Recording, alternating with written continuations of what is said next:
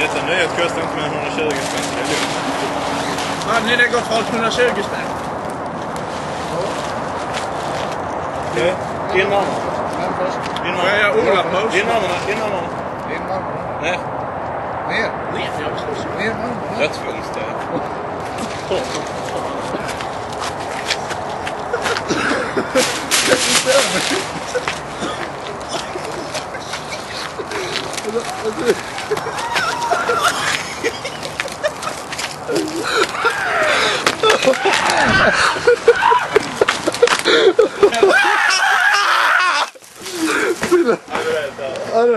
Fan är gren. Ja. Och sen rycker det bara. Vad ska vi göra? Vad är det vi ska göra? Stille. Ja. Vad gör vi? Jag ska överraska min mamma. I solfilm. Ja. Presentförpackning. Men vad gör vi? Jag är en stor bitch. Shit, ligger de och sover nu? Vad är klockan?